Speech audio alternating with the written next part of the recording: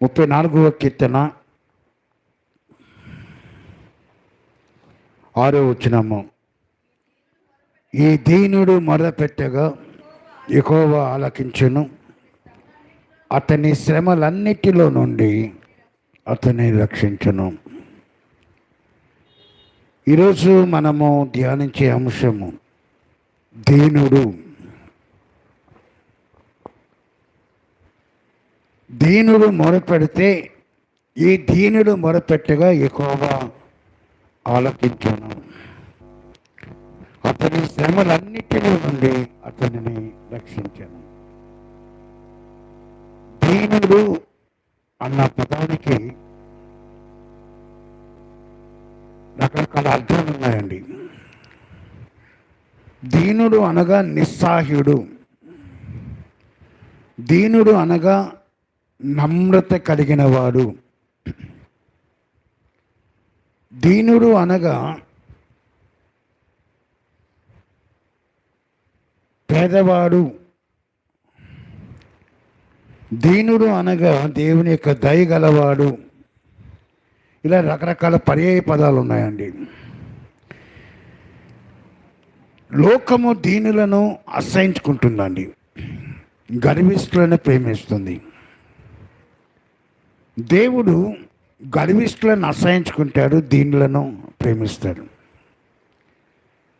లోకానికి ఇష్టమైనది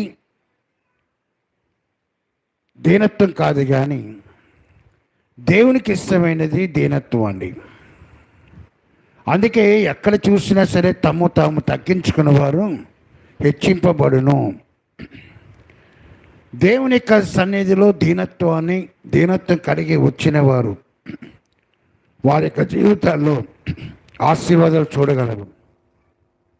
ఈ కీర్తన దావీదు పాడడానికి ముఖ్యమైన ఉద్దేశం ఏంటంటే, దావీదు మహారాజు శత్రుల చేతికి, అబీమెలెకు అన్న రాజు చేతికి చిక్కిపోయాడండి, దొరికిపోయాడు. ఆయన దొరికిపోయినప్పుడు ప్రాణ భయముతో దావీదు పిచ్చోళ్ళగా నటిస్తూ, నోటి వెంటే సొంగలు కారుస్తూ, ఒక పిచ్చివాని చేష్టలు చేస్తూ, నాయన లోపల భయపడుతూ ప్రాణ భయంతో, ప్రభువా ఈ యొక్క శత్రువు చేతి నుంచి నా ప్రాణం కాపాడమని దేవునికి ప్రార్థన చేస్తూ నటన శక్తి కలిగి ప్రవర్తించాడండి.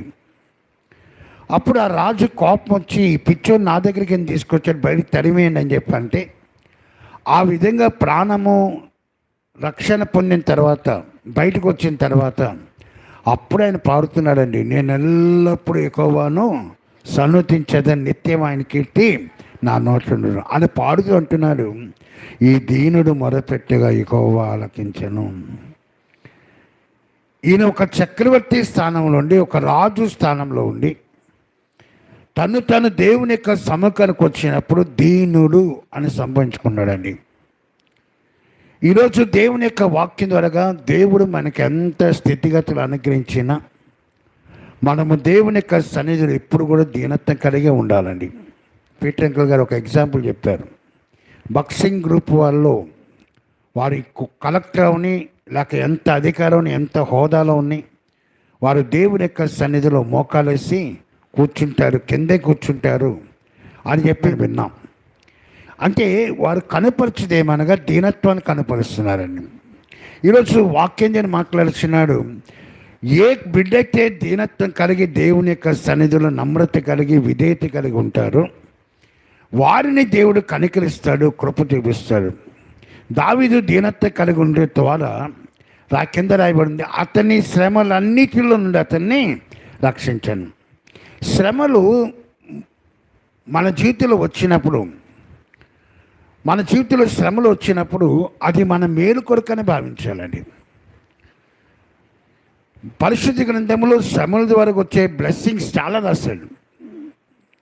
బైబిల్ గ్రంథంలో శ్రమలు ఎవరికైతే, ఏ యొక్క కుటుంబానికైతే వస్తున్నాయో, ఏ బిడ్డలకైతే వస్తున్నాయో వారికి దేవుని యొక్క గ్రంథంలో శ్రమల ద్వారా వచ్చే ఆశీర్వాదాలు, శ్రమల ద్వారా వచ్చే మేలులు చాలా విపులంగా దేవుడికి పొందుపరిచాడండి. నిర్గమకాండం 1వ అధ్యాయంలో శ్రమల ద్వారా గట వారు అభివృద్ధి పొందిరి అని చెప్పి మనము దేవుని యొక్క వాక్యం మనం చూడగలం. ఇశ్రాయేలు ప్రజలను ఐగుప్తీయులు శ్రమ పెట్టిన కొలది, ఫరో శ్రమలు పెట్టిన కొలది వారు అభివృద్ధి పొందుతూ వచ్చారటండి.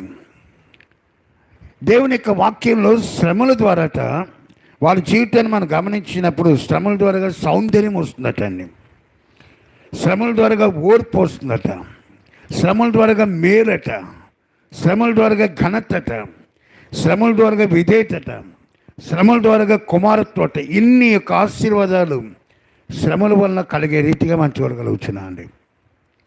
ఈరోజు దేవుని యొక్క మాట ద్వారా దీనుల గురించి దేవుడు ఎంత చక్కగా రాస్తున్నా అంటే, దేవుని యొక్క సన్నిధిలో దీనుడుగా ఏ బిడ్డలైతే ప్రార్థిస్తారో దేవుడు వారిని కాపాడుతారు, వారిని రక్షిస్తారని చెప్పి మనం చూడగలుగుతున్నామండి. పరిసేడి సుంకరి ఇద్దరు ప్రార్థన పరులే, ఇద్దరు దేవుని యొక్క బిడ్డలే. కానీ ఒక వ్యక్తి తను తగ్గించుకుంటూ దేవుని సన్నిధిలో ప్రార్థన చేస్తాడు, మరొక వ్యక్తి తను హెచ్చించుకుంటూ దేవుని సన్నిధిలో ప్రార్థన చేస్తాడండి. దేవుడు ఎవరిని మెచ్చాడు, ఎవరిని కొట్టివేశాడంటే, ఏ బిడ్డైతే దేవుని యొక్క సన్నిధిలో దీనత కలిగి సుంకరి యొక్క ప్రార్థన దేవుడు లక్ష్యమించానో అని మనం చూస్తున్నామండి. ఈరోజు దీనుల గురించి మనం గమనించినప్పుడు కొన్ని యొక్క 4 విషయాలు నేను మీ మధ్యన పెట్టాలని ఆశపడుతున్నాను. మొదటిది 136 కీర్తన 23 వచనమండి.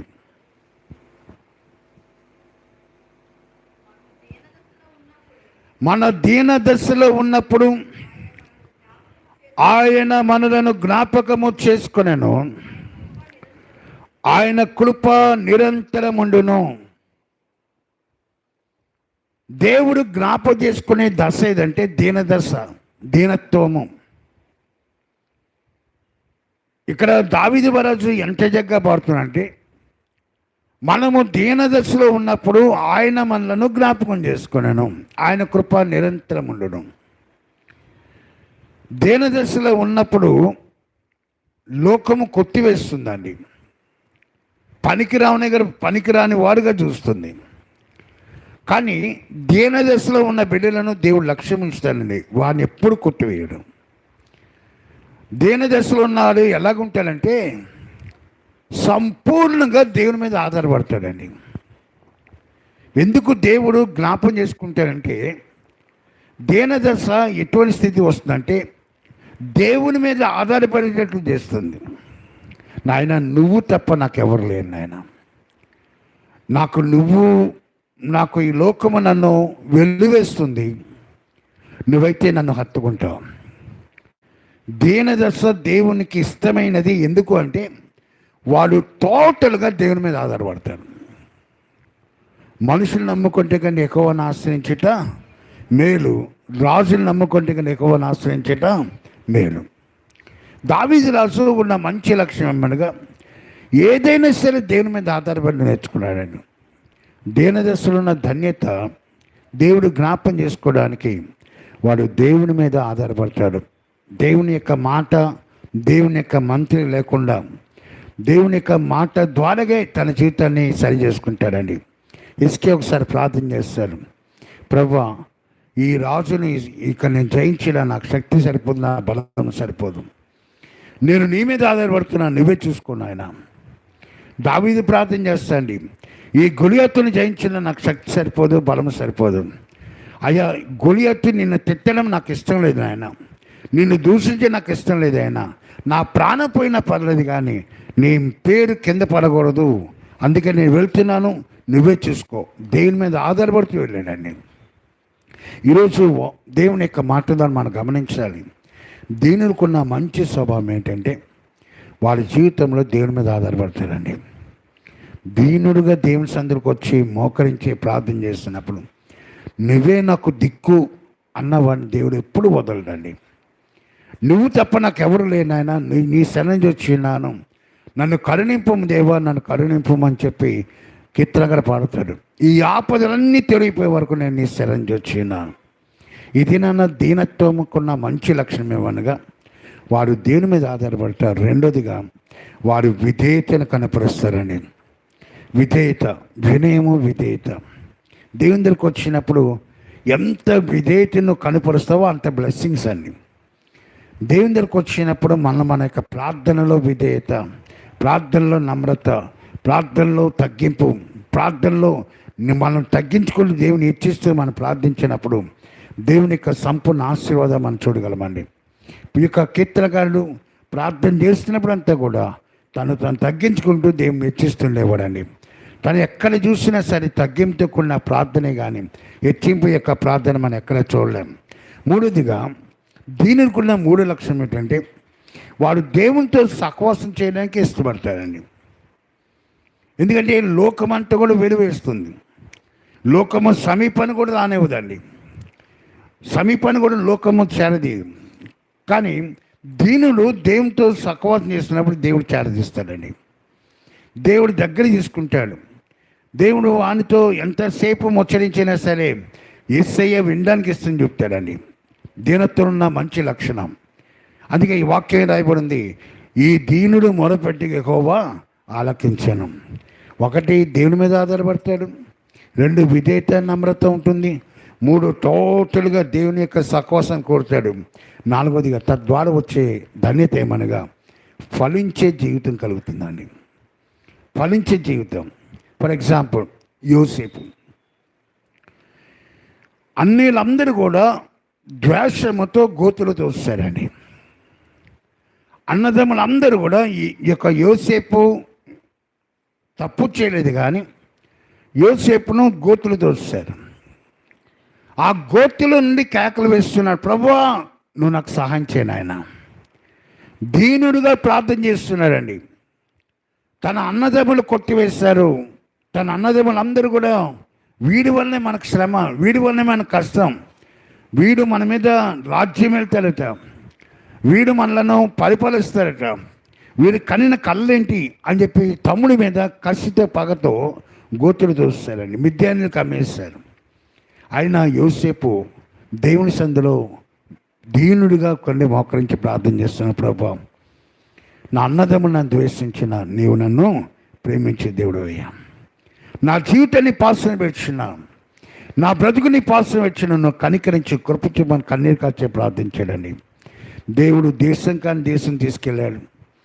ఆ దేశం కాని దేశంలో ఉంటూ తన జీవితాన్ని సరి చేసుకుంటూ ఆ యొక్క అన్ని చోట్ల కూడా మంచితనం కలిగి మంచి సద్భావం చూపిస్తూ సద్భక్తితో జీవించాడు.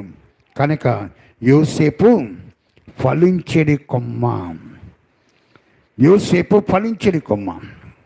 ఎక్కడ చూసినా ఆయన మంచితనం కనబడింది, ఎక్కడ చూసినా మాదిరికరమైన జీవితం కనబడింది, ఎక్కడ చూసినా ప్రార్థన శక్తి కనబడింది, ఎక్కడ చూసినా దేవుడి మీద ఆధారపడిన కనబడింది, ఎక్కడ చూసినా సరే తన జీవితంలో పొరుగు వారికి మేలే చేశాడు కానీ కీడు చేయని యొక్క జీవితం కనబడింది. ఈవెన్ అన్నదమ్ములు తన దగ్గరికి సమీపించినప్పుడు కూడా అన్నదమ్ములను గుర్తుపట్టినా సరే అన్నదమ్ములను ప్రేమించలే కానీ వారిని ద్వేషించలేదు, వారి మీద కోపము పగ పెంచుకోలేదు. వారిని మంచి యొక్క ప్రాంతంలో తన ద్వారాగా ఉంచి దేవుడు వారిని సంరక్షించాడండి. దీనత్వము కలిగి దేవుని సందులో ఆయన మీద ఆధారపడుతూ ప్రార్థించిన వారిని దేవుడు జ్ఞాపం చేసుకున్నాడండి. ఆ దినాన్ని యోసేపును జ్ఞాపం చేసుకున్న దేవుడు ఈ దినాన్ని మనల్ని కూడా జ్ఞాపం చేసుకుంటాడు. దేవుడు నోవాహును జలప్రలయం వచ్చిన తర్వాత నోవాహును వాడలో పెట్టి లాక్ చేశాడండి. దేవుడు ఒక చోట రాయబడింది, దేవుడు నోవాహును జ్ఞాపకం చేసుకున్నాను. కనుక నోవాహు ద్వారాగా, నోవాహు కుటుంబం 8 మండుగుల ద్వారాగా దేవుడు మరొక ప్రపంచాన్ని నియమించాడండి. ఈరోజు వాక్యం దేవుడు మాట్లాడుతున్న దీనత్వము. అందుకే దేవుని యొక్క వాక్యంలో మనం గమనించిన ఆయన దేవుడు జ్ఞాపం చేసుకుంటాడు.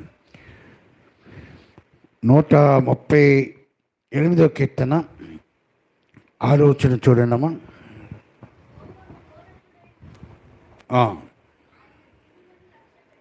ఆయన దీనులను లక్ష్య పెట్టును, ఆయన దూరము నుండి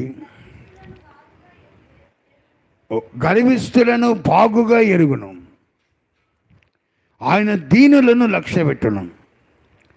దానియేలుని సింహాల బోన్లో పడేశాడండి. దానియేలు ఏమైనా పాపం చేశాడా? 6వ అధ్యాయం దానియేలు 6వ అధ్యాయం 3 నుంచి 5 వచనాలు చదివితే దానియేలు యొక్క క్యారెక్టర్, దానియేలు యొక్క ప్రవర్తన, ఆయన మంచితనము, ఆయన మంచి యొక్క జీవితం గురించి చాలా క్లియర్గా రాశాడు. తప్పు లేనివాడు, నేరము చేయనివాడు, ఆ యొక్క నిందారైతుడు, నిందలేనివాడు అని మంచి యొక్క దేవుడే సాక్ష్యం ఇస్తున్నాడండి.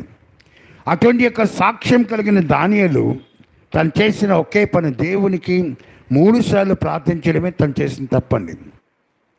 తన తండ్రి అయిన దేవునికి ప్రార్థించిన కారణం చేత ఆ దానియేలు మీద 120 మంది ఆయన ఎలాగైనా సరే దానిని హింసించాలన్న ఆ యొక్క నెపంతో వారందరూ కలిసి రాజుతో కంప్లైంట్ చేస్తున్నారు. దానియేలు దేవుని యొక్క సన్నిధిలో ప్రార్థన చేస్తున్నాడని. గర్విష్ఠులు అణచివేయబడతారండి. రాజు దగ్గరికి వెళ్ళి ఎంతమంది అయితే కంప్లైంట్ చేస్తారు, వారిని వారి కుటుంబ సైతం వెంటనే ఆ యొక్క సింహాలకు బలైపోయారండి. కానీ దానియేలు మాత్రం సురక్షితంగా ఉన్నారు. ఎందుకంటే దేవుడు దీనులను లక్ష్య పెట్టను. దీనత్వం కలిగిన దేవుడు లక్ష్య పెడతారండి. ఒక్కటే ఏదైనా సరే మనం ఏ పని చేస్తున్నా సరే, ప్రభు నువ్వే నాకు శరణం, నువ్వే నాకు దిక్కు, నన్ను ఎవరు వెలువేసినా, నన్ను ఎవరు తోడనాడినా, నన్ను ఎవరు నిందించినా, ఎవరు అవమానపరిచినా, నాకు నీ శరణం కావాలయ్యా, నీవు నాకు కావాలి. ఇది ఏ భక్తిని యొక్క జీవితంలో ఉంటుందో వారు ఎప్పుడు కూడా దేవుని యొక్క ఆశీర్వాదాలు, దేవుని యొక్క దేవులు పొందుకుంటారండి. ఇక్కడ మనం గమనించి యోసేపు యొక్క జీవితం చూచాం, దానియేలు యొక్క జీవితం చూచాం. మరో చోట రాయబడి ఉందండి, 149వ కీర్తన 4వ వచనము.